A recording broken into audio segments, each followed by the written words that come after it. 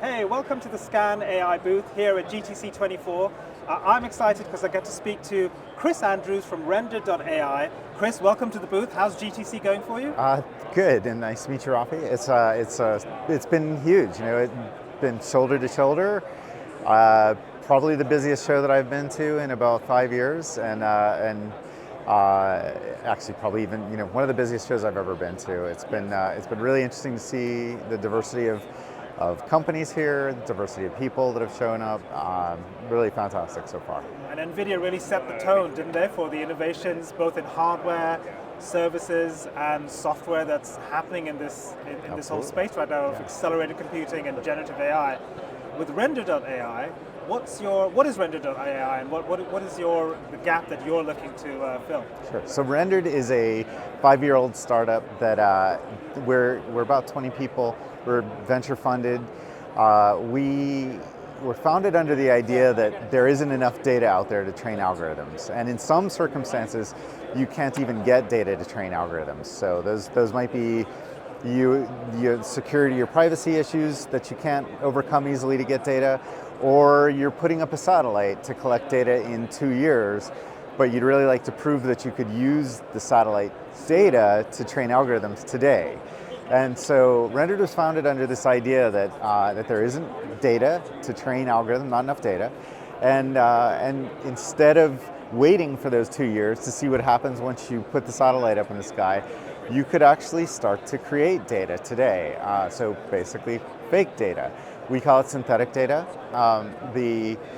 There are a variety of flavors of synthetic data out there in the market. There's a big group of companies that actually focus on text-based synthetic data, things like hospital records or bank account records, payroll records. We are actually on the computer vision side, so we focus on imagery-based data, imagery, video, but most people think imagery like RGB camera, but we actually do physically accurate wavelength-specific data that can include ththings like synthetic aperture radar, so interferogram signatures that humans can't interpret, or hyperspectral imaging, multispectral imaging, X-ray. We have access to an X-ray simulator out of Duke University that several customers are using to generate example X-rays for like baggage security screening devices, things like that. So we build a platform for customers to basically deploy simulations to, and then there's an easy to use web interface that allows you to configure simulations, and then you kick off runs. And some of our customers kick off runs where they need 20,000 images to test one small thing that they want to train for, or to test for in training. What I'm hearing is there's a lot of utility in the stuff that you're setting up there, because before you go through the lengthy and costly process of training and to figure out whether you should even train with that in the first place, you're kind of using Render to validate some of your hypotheses. Yeah. Is that that's one of the key uses is and we call it overcoming barriers to innovation, right? So I know I have this new idea for an interesting sensor. There's a lot of physics involved in designing it, a lot of engineering.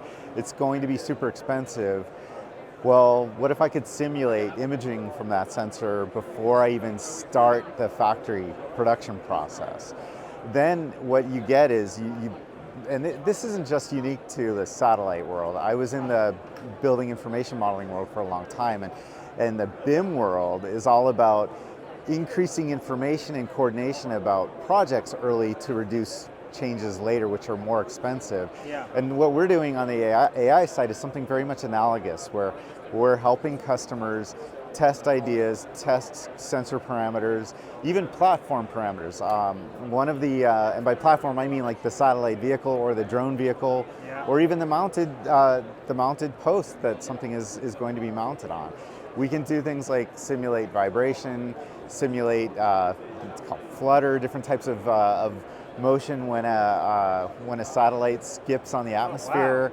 And so all of those things impact the imagery that's going to be collected, and they therefore would impact the training that happens from the algorithm. So the overcoming innovation is one area where we're useful.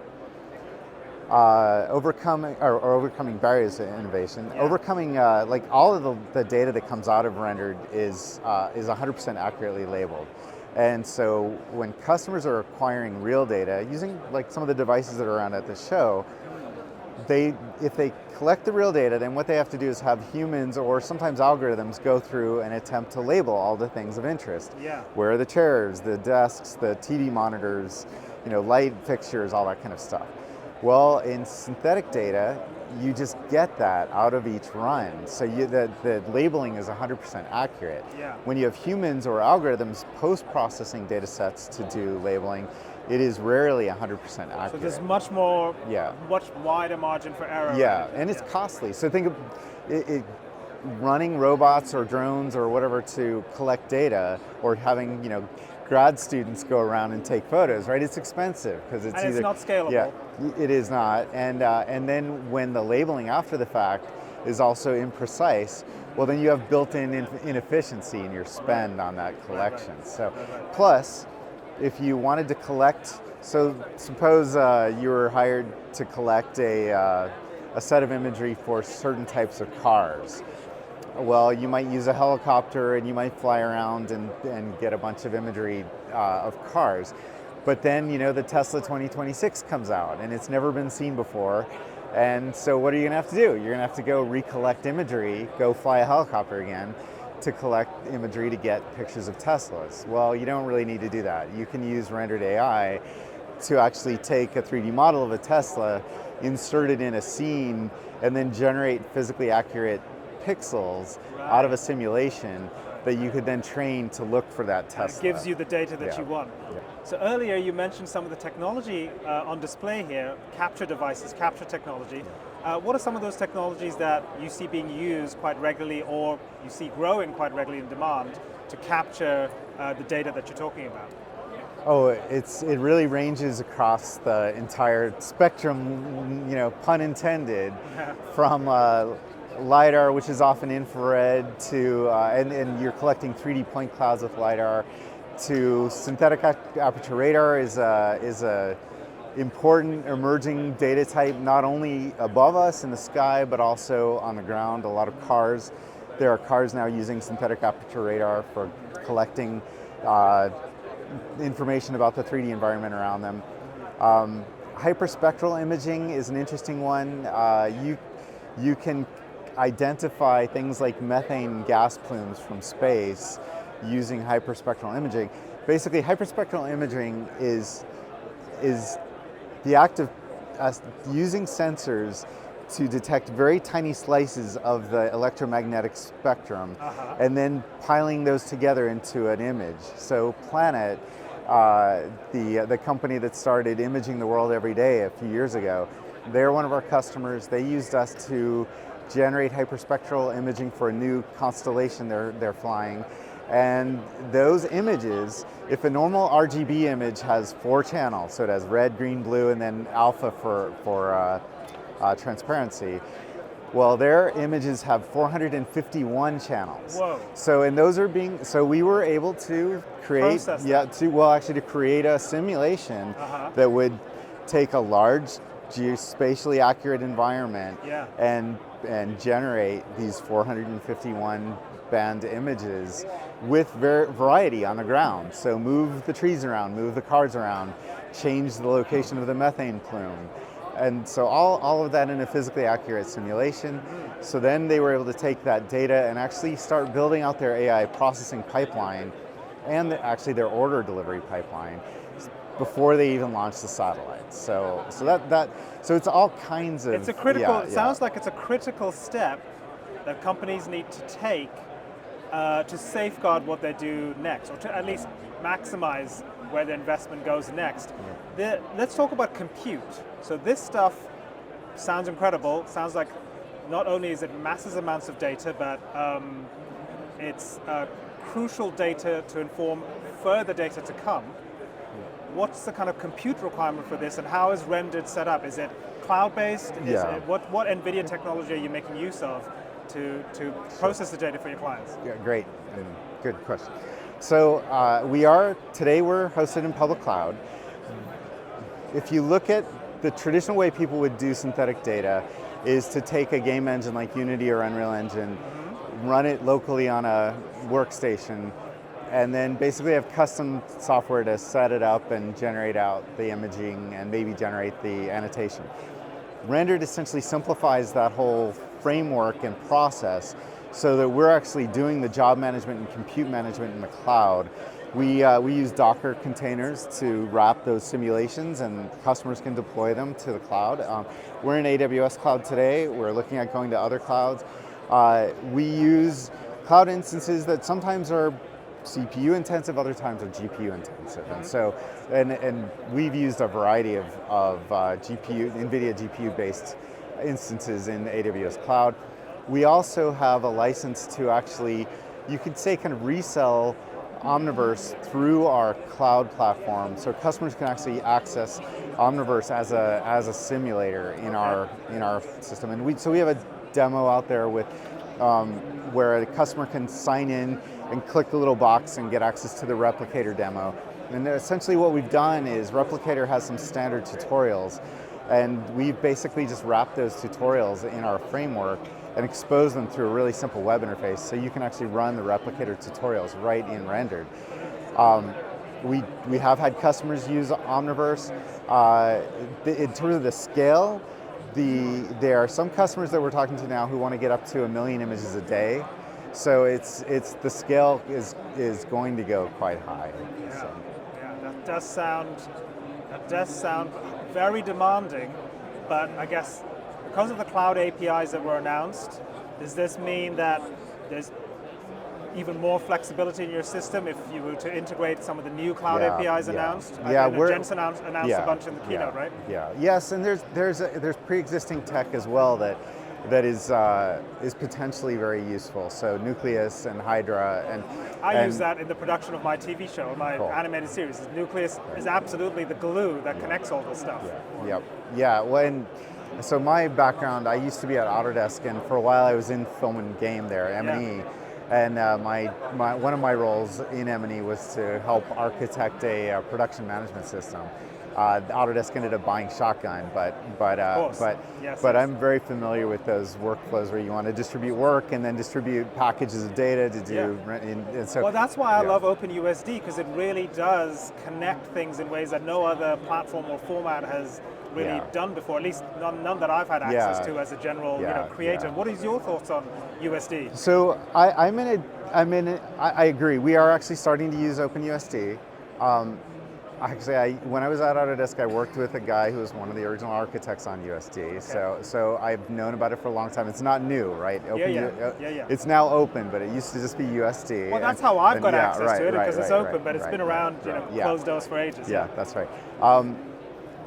So if you actually look at some of our problem sets are not just like rendering packages can be very large, right? Gigabytes and gigabytes of graphics, textures, shaders, all that kind of stuff, all that you want to pipe around to rendering farms and that kind of thing, right?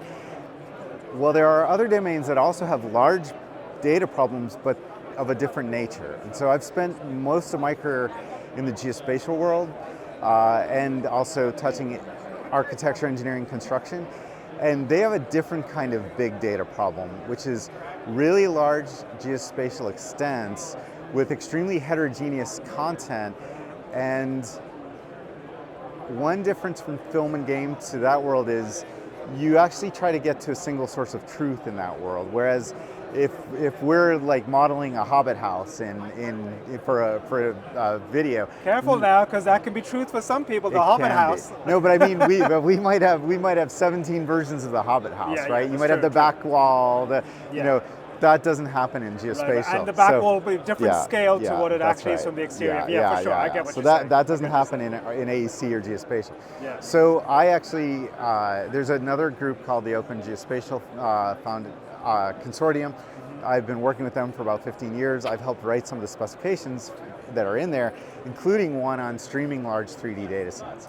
Right now, what I'm really interested to see, and we participated in the Geospatial Roundtable yesterday, hosted by NVIDIA, and what I'm really interested to see is how some of those concepts that are in things like 3D tiles and I3S, which are OGC standards, are going to make their way into OpenUSD because they need to. You need to be able to. So, you know, if I remember my statistics right, Esri's 3D globe was about 60 gigs of terrain data and about 250 of imagery, at least. And you can look at that in a web browser. So they're not doing that by shipping you a big package of data. They're doing it through some of these standards, and that's what I hope to be involved with. Provide the team at NVIDIA some more information about like what we do need when we're dealing with large scenes, which is what Planet needed, and other customers that we have, what they need. So okay, so at the GTC 24 keynote, Jensen announced Earth 2. Yeah, yep. What are your thoughts on Earth 2? Because you've been talking about geospatial data, you've been talking about data on a large scale. We've gone from factory scale, or room scale, I should say, to factory scale, to maybe city scale, and now planetary scale. Yep. What are your thoughts on the data management there and the process for realizing something like Earth 2? I think it's really interesting. I think it's a fantastic initial concept and effort. He focused on weather and he focused on scales, pixels resolution in kilometers, right? Construction teams need, like a Texas DOT project can be 1,000 miles long and yet be at the scale of centimeters or millimeters, really. The virtual space. Yeah, so I think it's a great start on a really intriguing idea. I think NVIDIA is probably the only company that has the wherewithal and scale of compute and hardware and software to actually tackle the kind of, what I'm really potentially excited about is like the continuous story that you just kind of, you hinted at, but there is a story where I could actually go from molecular into space in the same experience. I've actually seen examples of that, prototypes of it in the past with other technologies. NVIDIA's got a way better chance of solving that. But I think Earth 2 is really compelling. My background is actually geology and ecology and evolutionary biology. Well, then it would tick the boxes for you. Yeah, absolutely. So I see simulation to CG to data to I see a fantastic kind of potential, digital laboratory of the planet.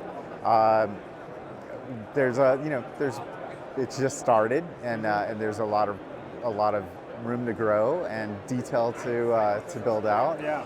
Not all problems are solved at the same scale, like I said. So weather is at one scale, drainage for the University of Texas Houston is a completely different scale. Yeah. Like they'll literally lidar their roadways in Houston at the scale of millimeters because they need to know exactly how water is going to flow because they get so much localized water damage. So that kind of stuff we'll go there. And if you think of some of the Gen AI initiatives that are accelerating healthcare research, I can't help but think that everything that you're talking about, goes from a molecular scale through to the galactic scale. Because from what's after planetary scale, I guess it's galactic. So thank you very much, Chris. That was very interesting and great to learn about Rendered and what you're doing in this space. It sounds really cool.